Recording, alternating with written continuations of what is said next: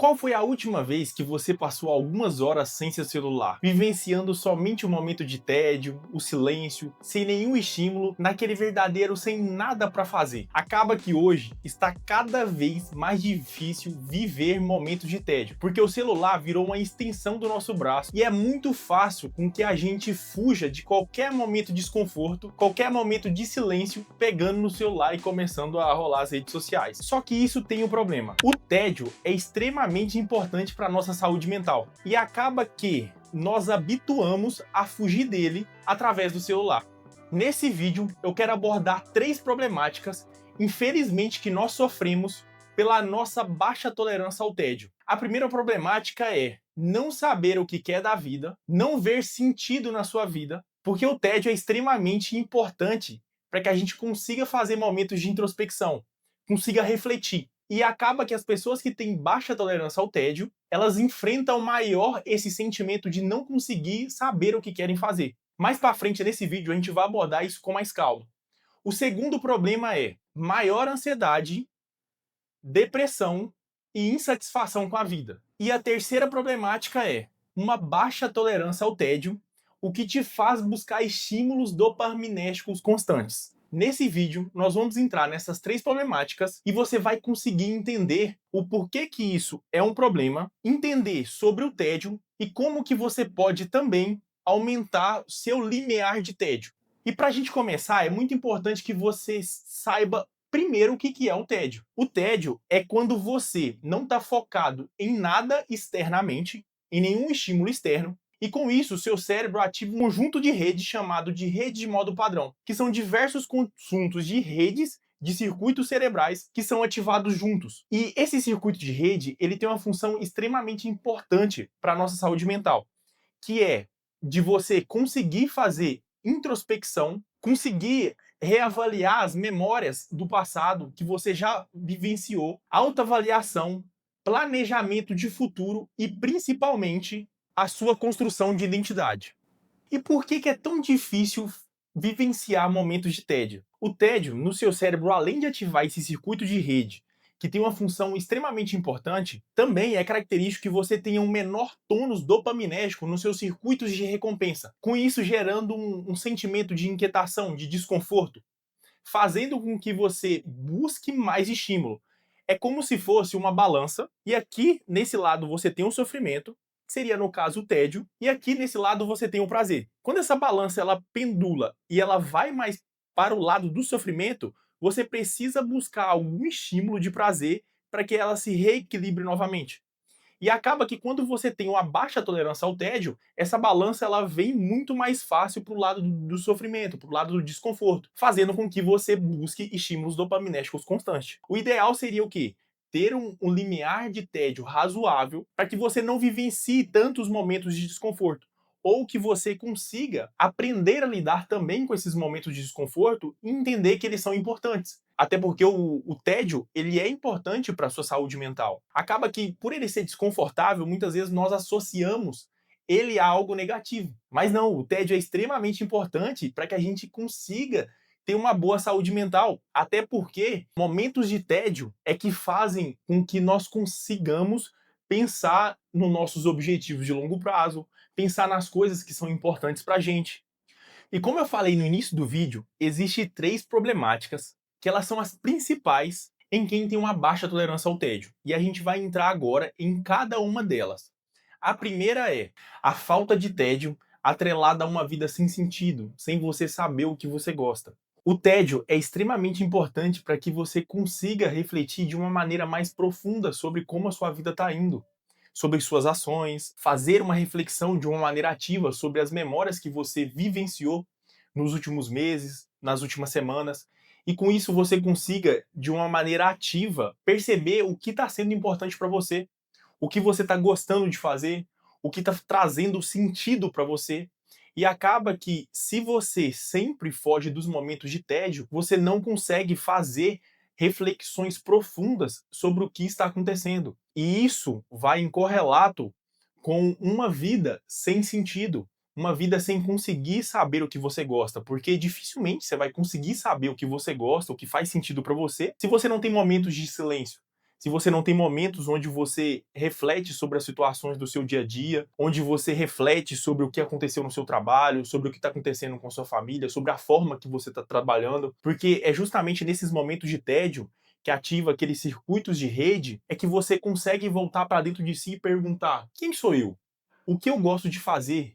O que eu espero dos próximos meses? E com isso você consegue formular uma vida que faz sentido para você. Eu recebi esses dias atrás um comentário no short que eu postei, onde o rapaz falou assim: infelizmente, se eu começar a refletir sobre a minha vida, eu deprimo. E acontece que muitas vezes a vida da pessoa tá tão em um momento que ela não gosta, que ela começa a fugir desses momentos de tédio, de reflexão, para não sentir o desconforto de vivenciar como a vida dela não tá do jeito que ela quer. Só que, infelizmente, fugir desses momentos não te gera efeito de aprendizado, não te gera mudança de rota. E essa não é uma boa estratégia para você conseguir lidar com as adversidades que estão acontecendo na sua vida. É necessário que você volte para dentro de si, mesmo que isso te gere desconforto, e você consiga refletir ativamente para que você consiga mudar a rota. Porque senão, imagina se você fugir da vida que você está levando, só viver no automático, e daqui 10 anos, talvez você esteja com os mesmos problemas que você estava 10 anos atrás, porque nenhuma vez você voltou para dentro de si e calculou, mudou essa rota de maneira ativa. E o problema número 2 é o aumento de ansiedade, depressão e insatisfação com a vida que a falta de tédio gera. Justamente por essa falta de reflexão, você também começa a perder a capacidade de se ajustar emocionalmente. Porque é nesses momentos de tédio, de silêncio, que é quando você consegue ativamente pensar nas coisas que estão acontecendo e fazer uma digestão emocional da situação. Vamos supor que você brigue com alguém durante a semana ou aconteça algo que gere conflito, vai ser no momento de silêncio que você vai conseguir refletir sobre o que aconteceu, sobre de fato se sua resposta emocional ela foi uma resposta que deveria acontecer, ou se você teve uma resposta exagerada por alguma decorrência do que estava acontecendo na sua vida. Se você não tiver esses momentos de silêncio, você não consegue saber o porquê que você teve essa resposta emocional e não consegue se ajustar, não consegue aprender, ter a habilidade de se ajustar. Porque é uma habilidade você se ajustar emocionalmente. O que é a psicoterapia? É um processo onde você se conhece e o psicoterapeuta ele também faz psicoeducação. Ele te ajuda e te ensina a lidar com suas emoções, a lidar com seus sentimentos, te ajuda a você refletir também e saber o que você está sentindo. Então é um processo ativo, um processo de aprendizado, onde você deve aprender, ter material para conseguir lidar com suas emoções. Só que se você, a qualquer momento de silêncio, a qualquer momento de tédio, foge dessas emoções, você não adquire ferramenta para lidar com elas e você, com o tempo, vai perdendo essa habilidade de se autoajustar, fazendo com que você tenha uma vulnerabilidade emocional muito alta, que é uma pessoa que não consegue se ajustar sozinha, não consegue se ajustar a qualquer coisa que acontece, você tem uma resposta emocional muito alta. Você não consegue refletir sobre, de fato, o que está acontecendo e mudar a rota ou conversar com alguém que precisa. Enfim, isso te gera esse estado de vulnerabilidade porque você perdeu essa capacidade de reflexão. Porque literalmente é um aprendizado, a gente aprende a ter reflexão.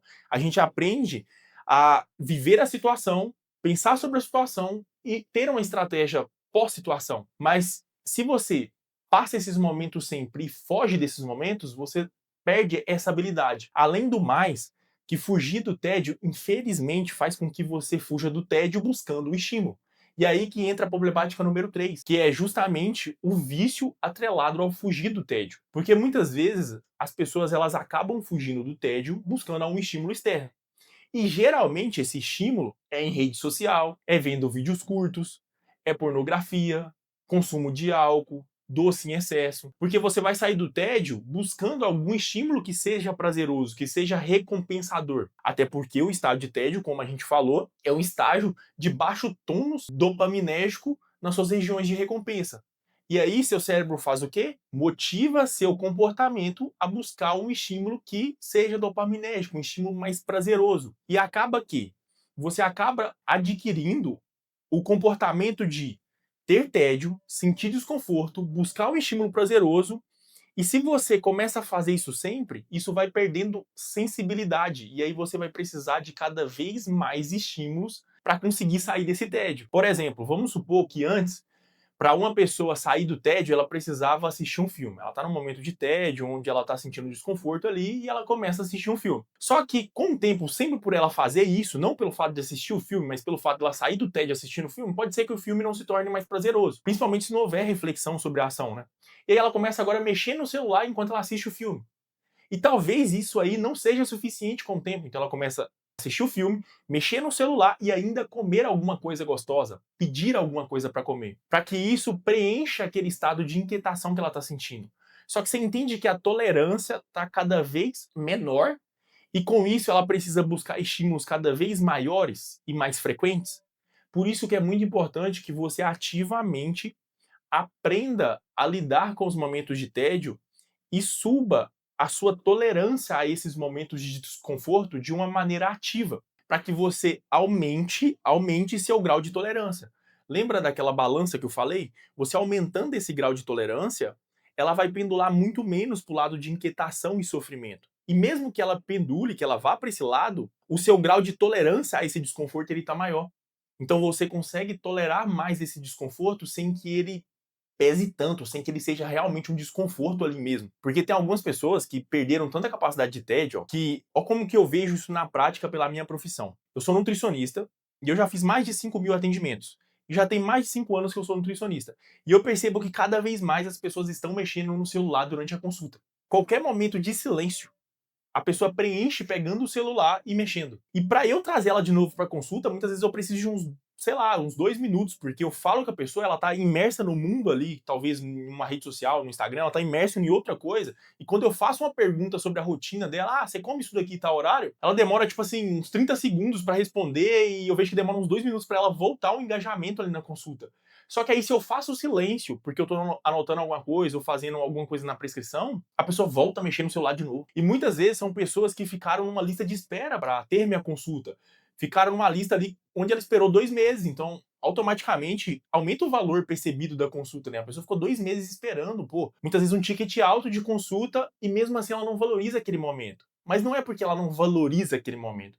É porque o cérebro dela está condicionado a preencher esse espaço de silêncio com estímulo. Aí a pessoa não consegue. Ela entra dentro do elevador e ela já pega o celular. Ela não consegue ficar naquele momento de silêncio até chegar no andar dela. Se ela vai tomar banho, ela pega o celular. Se ela vai fazer qualquer coisa ali no dia a dia, ela tem que fazer com o celular. Muitas vezes até o ato de ir no banheiro. Até o ato na hora de fazer cocô, a pessoa precisa ter o celular para conseguir. Porque ela perdeu a capacidade de ficar sozinha, de ficar com os próprios pensamentos, de fazer reflexão. E aí essas problemáticas todas elas vêm. Uma baixa tolerância ao tédio, um aumento de ansiedade, uma maior insatisfação com a vida, uma baixa reflexão sobre as ações. Então o aprendizado que eu queria deixar nesse vídeo é: cada vez mais aumente seu limiar de tolerar o tédio. Cada vez mais se esforce para que você tolere mais o tédio, para que isso não seja algo tão desconfortável para você. Eu vou trazer no próximo vídeo as estratégias para você conseguir lidar com o tédio, porque se eu abordar isso aqui nesse vídeo, esse vídeo vai acabar ficando muito grande, mas no próximo vídeo eu vou vir com as estratégias para que você consiga ativamente lidar com esse tédio, para que você suba esse limiar de tédio e cada vez mais isso se torne algo menos desconfortável. Espero que você tenha gostado. Vou deixar o link aqui do meu vídeo passado, que eu também falo sobre tédio, para que você tenha mais material e consiga entender melhor sobre essa dinâmica. Te vejo no próximo vídeo.